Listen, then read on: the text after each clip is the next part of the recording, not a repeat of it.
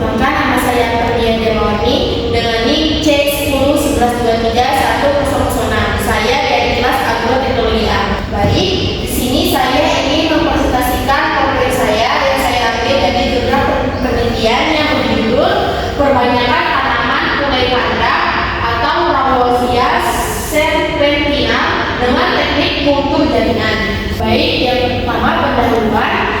Tanaman kulai panda adalah sejenis pohon anggota famili Apocynaceae yang termasuk dalam genus Arstornia dengan nama ilmiah yang umum dipakai yaitu Arstornia Augustbiloba. Rauwolfia serpentina atau kulai panda merupakan salah satu anggota famili Apocynaceae yang merupakan tumbuhan obat potensial untuk dikembangkan karena di samping digunakan sebagai bahan baku obat tradisional juga digunakan sebagai bahan untuk fitofarmaka. Tumbuhan ini banyak diminati oleh negara-negara industri farmasi dan merupakan spesies tumbuhan yang mempunyai pasaran baik di Amerika Serikat, Jepang, Prancis, Swiss, dan Inggris.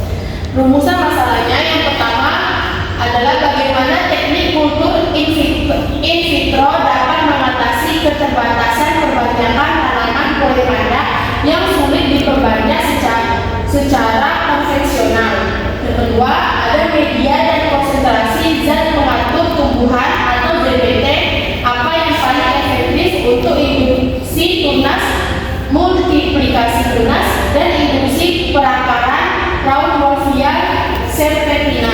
Tujuan penelitiannya untuk menentukan jenis eksplan, daun atau luas batang dan formulasi media yang tepat untuk induksi tunas secara in vitro, mendapatkan formulasi media terbaik untuk multiplikasi tunas sehingga dapat menghasilkan jumlah tunas yang lebih banyak dan dapat menentukan konsentrasi alksid atau limbah yang optimal untuk induksi perakaran pada tunas hasil kultur in vitro. Untuk manfaat penelitiannya, yang pertama ada konservasi tanaman langka, yaitu membantu menjaga pelestarian Rauwolfia serpentina yang sudah berstatus langka dan terancam punah akibat eksploitasi berlebihan di alam. Yang kedua, ada penyediaan bibit berkualitas, menghasilkan bibit kulai panda dalam jumlah besar, seragam, dan memiliki sifat genetik sama dengan induknya, sehingga dapat digunakan untuk budidaya skala luas.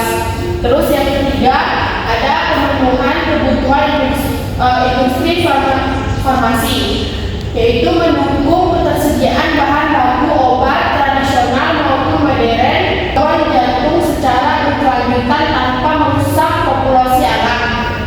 Dan yang terakhir ada dasar pengembang teknologi perbanyakan in vitro, yaitu menjadi referensi ilmiah bagi penelitian lebih lanjut dalam bidang bioteknologi tanaman obat, khususnya optimasi media dan metode kultur jaringan. Hasil penelitian dari poin yang saya ambil dari jurnal yaitu menunjukkan bahwa eksplan terbaik untuk induksi tunas adalah luas batang yang dikulturkan pada media MS dengan penambahan 0,3 mg atau BAP dan 1 mg L2IP yang mampu menghasilkan tunas dengan persentase mencapai 100% dan rata-rata jumlah tunas hingga 7 per eksplan. Pada tahap multiplikasi, media terbaik adalah MS yang diperkaya dengan 0,5 mg atau LBAP dan 0,2 mg L-tidiazuron menghasilkan rata 7,7 tunas lebih tinggi dibandingkan penggunaan BAP atau tidiazuron secara tunggal. Kesimpulannya, penelitian ini menyimpulkan bahwa teknik kultur in vitro efektif digunakan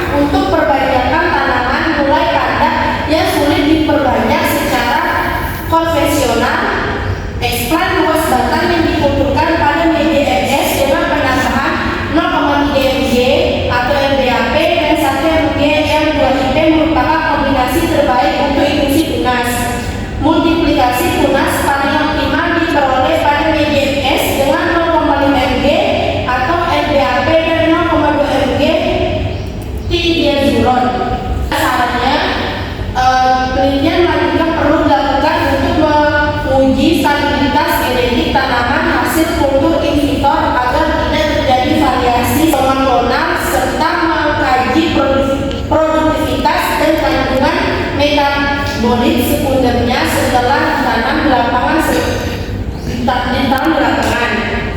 Selain itu diperlukan upaya